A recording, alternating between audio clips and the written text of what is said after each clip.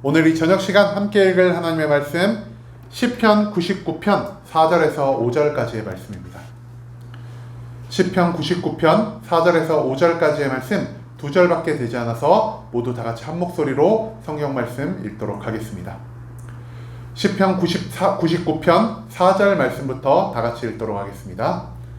능력 있는 왕은 정의를 사랑하느니라. 주께서 공의를 견고하게 세우시고 주께서 야곱에게 정의와 공의를 행하시나이다. 너희는 여호와 우리 하나님을 높여 그의 발등상 앞에서 경배할지어다. 그는 거룩하시도다. 아멘. 오늘 이 시간 우리는 무엇을 찬양해야 하는가? 라는 제목을 가지고 오늘 우리가 읽은 하나님의 말씀 함께 나누는 시간 갖도록 하겠습니다. 네, 결국 이제 2023년 마지막 저녁 기도를 저희가 드리게 됩니다. 그리고 마지막 말씀이 또 하필 99편. 내년 딱 시작하면은 저희가 100편부터 시작할 수 있을 것 같고요. 또 여기서 또 하나 뭔가 예비한 것처럼 착착 맞아떨어지는 게 있는데, 저희가 앞서 이틀간 계속해서 이름 없는 시인의 야훼 왕권 시에 관한 이야기를 나눴습니다. 오늘도 마지막으로 이름 없는 시인의 야훼 왕권 시가 이어지고요. 그리고 시편에서 이 야훼 왕권 시가 마지막 야훼 왕권 시라고 합니다. 어떻게 보면은 올해 1년을 마무리하는데 가장 알맞은 시편인 것 같기도 합니다. 네, 방금도 말씀드렸다시피 오늘 이 시는 이름을 알 수 없는 어떤 시인이 하나님이 이 세상의 신 중의 신이시고 이 모든 세상을 다스리시는 참된 왕이시라는 것을 알리는 그런 목적을 가지고 쓰여진 야훼 왕권 시의 양식을 가지고 있습니다. 특별히 오늘 시에서 시인은 하나님을 우리가 찬양해야 하는 그 이유에 대해서 강조를 하고 있는데요. 앞서 두 편의 시에서도 시인은 계속해서 우리에게 하나님을 향한 찬양의 요청을 말하고 있습니다. 그리고 오늘 이 마지막 야훼 왕권 시를 통해 시인이 과연 우리에게 찬양을 요청하는 그 진정한 목적이 무엇인지 우리는 발견할 수 있게 된다는 것이죠. 그렇다면 과연 시인이 왜 우리에게 계속해서 하나님을 향한 찬양을 요청하는지 우리가 오늘 말씀 한 절 한 절 찾아보며 그 이유에 대해 알아가는 시간 갖도록 하겠습니다. 먼저 99편 4절 말씀입니다. 시인은 이렇게 기도합니다. 능력 있는 왕은 정의를 사랑하느니라. 주께서 공의를 견고하게 세우시고 주께서 야곱에게 정의와 공의를 행하시나이다. 지금 시인은요, 하나님이 가지고 계신 고유한 속성, 그 두 가지에 관해 우리에게 알려주고 있습니다. 하나님의 첫 번째 속성 무엇이냐? 바로 하나님은 정의를 사랑하시는 분, 바로 정의의 하나님이란 것을 우리에게 알려주고 있고요. 두 번째 하나님의 속성은 무엇이냐? 바로 공의를 견고하게 하시는 분, 곧 공의의 하나님이 하나님의 속성이다라는 것을 우리에게 알려주고 있습니다. 여러분, 그리고 하나님의 정의와 하나님의 공의, 이 두 가지를 모두 인정하는 것을 우리가 며칠 전에도 말씀드린 적이 있는데, 이 두 가지가 바로 하나님의 공의와 하나님의 정의를 인정하는 것, 이것을 우리가 경외함이라고 부른다고 말씀드렸습니다.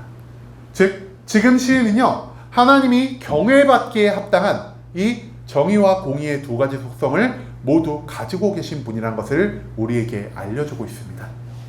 여러분, 정의란 히브리어로 미쉬파트라는 단어의 뜻을 가지고 있습니다. 이 미쉬파트 무엇이냐? 바로 올바른 판결을 의미합니다. 마지막 날의 심판양 되시며 우리가 육신을 입고 살아가는 이 세상의 인생 가운데서도, 역사 가운데서도 심판장 되신 하나님이 바로 그 심판의 기준을 이 정의로 삼는다는 것을 우리가 앞서서 계속해서 말씀을 나눴던 것 같습니다. 하나님의 정의 무엇입니까? 하나님을 떠나 살아가고 하나님의 뜻대로 살아가지 않는 그 죄악을 범하는 사람들에게는 심판과 저주를, 그리고 하나님의 뜻대로 살아가는 자들에게는 축복과 구원을 내려주신다는 것이 바로 하나님의 정의이자 하나님의 판단의 기준이라는 것을 우리가 여태껏 계속 말씀을 나눴던 것 같습니다. 그렇기 때문에 하나님이 정의로우신 분이기 때문에, 하나님이 정의를 사랑하시기 때문에 우리 또한 어떤 삶을 살아가야 한다라고 시인이 말하고 있죠. 우리가 하나님이 정의로우시기에 마땅히 우리도 정의로운 삶을 살아야 한다라고 지금 시인은 이 4절 말씀을 통해 우리에게 알리고 있다는 것이죠. 여러분, 하나님이 정의로우시기 때문에 그 정의에 합당한 삶을 살아가는 것을 신약에서 예수님은 하나님을 사랑하는 것이라고 표현해 놓으셨습니다. 하나님을 사랑하는 것은요, 단순히 내가 예배에 잘 참석하는 것만이 아니라 단순히 내가 입으로만 하나님 사랑합니다, 하나님 사랑합니다라고 외치는 것이 아니라 하나님의 거룩에 따라 내가 매일매일 죄에서 멀어지고 하나님이 기뻐 받으시는 사명자의 삶으로 조금씩 나의 삶을 변화시켜가는 것이 바로 정의의 하나님에 합당한 나의 삶의 자세란 것을 시인은 지금 이 시를 통해 우리에게 알려주고 있다는 것이죠. 여러분, 두 번째로 하나님은 공의의 하나님이십니다. 이 공의라는 단어는요, 히브리어로 체다카라는 단어의 뜻을 가지고 있습니다. 이 체다카는 무엇이냐? 우리가 우리 주변 사람들에게 보여줄 수 있는 아름답고 선한 삶의 모습을 바로 이 공의라 표현한다라는 것이죠. 신약에서 예수 그리스도는 내 이웃을 너의 몸과 같이 사랑하라라 말씀하셨습니다. 그런데 왜 예수님이 우리에게 이웃 사랑의 삶을 요청하고 계실까요? 하나님이 공의의 하나님이시기 때문입니다. 하나님이 그분의 공의로움으로 인해 이 세상의 모든 사람들을 먼저 사랑해 주고 계십니다. 하나님은 단순히 우리를 입으로만 사랑한다, 말씀으로만 사랑한다라고 하신 것이 아니라 매일매일 우리의 생명을 유지시켜 주시고요, 우리가 먹고 살기 위한 모든 자연 만물을, 그리고 우리에게 일할 수 있는 체력과 건강을 허락해 주고 계시고, 우리가 하나님의 뜻대로 살아갈 수 있도록 우리에게 매일매일의 하나님의 힘과 하나님의 능력과 하나님의 지혜와 용기를 공급하여 주신다는 분이라는 사실을 우리가 이 공의의 하나님의 모습을 통해 발견할 수 있다는 것이죠. 즉, 공의의 하나님은요, 우리를 사랑하시고 우리에게 축복을 내려주시는 하나님이라 할 수 있습니다. 그런데 하나님이 우리를 축복하실 때요, 우리에게 무언가 특별한 대가를 구하시지 않으십니다. 하나님은 아무런 값 없이, 아무런 대가 없이 우리를 축복하시고 우리를 사랑하고 있다는 것이죠. 그렇기 때문에 우리가 먼저 하나님의 이 공의를 경험한 자들로서 우리 또한 우리 주변에 어려운 사람들이 보였을 때 하나님의 뜻과 계획에 따라, 하나님의 말씀을 따라 그 어려운 사람들을 값없이 도우며 살아가는 이 이웃 사랑의 삶, 즉 공의로운 삶이 요구된다라는 것을 시인은 지금 우리에게 말하고 있다는 것입니다. 하나님의 정의에 따라 하나님을 사랑하는 죄에서 멀어진 삶을 살아가는 것, 그리고 하나님의 공의에 따라 내가 하나님께 값없이 받은 은혜를 이웃과 함께 나누며 살아가는 것, 이 두 가지가 온전히 갖춰졌을 때야 나는 비로소 하나님을 믿는 온전한 성도로 거듭날 수 있다는 것을 지금 시인은 이 99편의 4절 말씀을 통해 우리에게 알려주고 있다는 것이죠. 그 다음 시인은 5절 말씀에서 이렇게 기도합니다. 너희는 여호와 우리 하나님을 높여 그의 발등상 앞에서 경배할지어다. 그는 거룩하시도다. 여기서 시인이 우리에게 두 가지를 요청하고 있습니다. 첫 번째, 너희는 하나님을 높일 것이다. 두 번째, 너희는 하나님 앞에서 경배할지어다. 하나님을 높이고 내가 하나님 앞에 엎드려서 하나님께 경배를 올리는 것을 우리는 이렇게 표현합니다. 바로 하나님을 찬양하는 것이라고 말이죠. 하나님을 향한 찬양은요, 나의 삶에 있는 모든 감사와 기쁨을 내 자신을 낮추면서 하나님에게 올려드리는 그러한 행위, 그것을 우리는 찬양이라고 말하고 있다는 것입니다. 그런데 이 찬양하기 위한 이유, 찬양받기 합당하신 하나님이 어떤 분이라고 앞절에서 시인이 강조하고 있었죠? 하나님은 정의와 공의의 하나님입니다. 즉, 시인은요, 하나님이 공의로우신 너를 축복하신 분이기 때문에 너가 찬양하는 것이 아니라 하나님이 저 악인들을 심판하시는 거룩한 하나님이시기 때문에 너가 찬양하는 것이 아니라 너가 하나님의 공의만을 더 보고 살아갈지라도 하나님의 정의로 인해서도 마땅히 축복해야 할 것이요, 너희가 하나님의 정의만 보고 살아가는 자라 할지라도 하나님의 공의로움을 생각하며 너희가 마땅히 하나님께 찬양을 올려야 할 것이다라는 것을 우리에게 말해주고 있다는 것입니다. 하나님을 찬양하는 데 필요한 것은요, 우리가 하나님의 온전한 모습을 인정하는 것이라는 사실입니다. 즉 하나님의 공의만 인정하는 자가 찬양을 올린다 하여도 그 찬양이 완성될 수 없다라는 것이고요, 하나님의 정의만 인정하는 자가 하나님께 찬양을 올려드린다 한들 그 찬양이 완전하지 않게 된다라는 것입니다. 하나님의 정의의 모습도 하나님의 공의의 모습도 모두 인정하며 내가 하나님의 정의와 공의 두 가지 모습을 온전히 따라 살아가며 내가 그 두 가지의 이유로 인해 하나님께 찬양을 올려드릴 때 그제서야 나의 삶이 하나님 앞에서 온전한 성도로 살아갈 수 있을 뿐 아니라 내가 하나님께 올려드리는 찬양이 완전하여질 수 있다는 것을 시인은 지금 우리에게 말하고 있다는 것이죠. 하나님에 대해 올려지는 찬양은 내가 하나님의 두 가지 모습, 정의와 공의를 모두 인정하고 내가 그 모든 것들을 받아들이며 나아갈 때 완전하여질 수 있다는 것을 우리가 오늘 말씀을 통해 배울 수 있게 된다는 것입니다. 여러분, 그런데요, 우리는 어떤 하나님을 지금 찬양하고 계십니까? 우리의 입에서 찬양이 보통 어느 때 많이 흘러나올까요? 하나님이 나에게 축복해 주실 때, 즉 우리가 공의의 하나님을 경험할 때 우리의 입에서 자연스럽게 찬양이 흘러나온다는 것입니다. 하지만 우리가 우리의 죄로 말미암아 하나님께 심판을 받을 때 우리의 입에서 그때도 여전히 찬양이 흘러나올까요?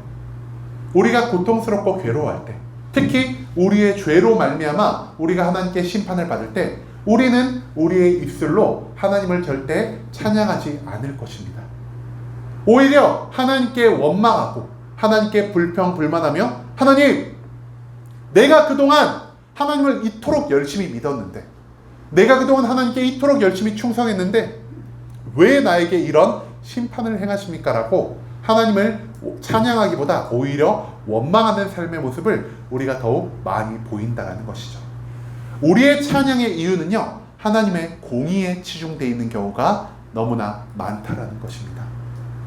오늘 말씀을 통해서 우리가 이제 이 찬양의 온전한 이유에 대해서 다시 되짚어 보기를 소망합니다.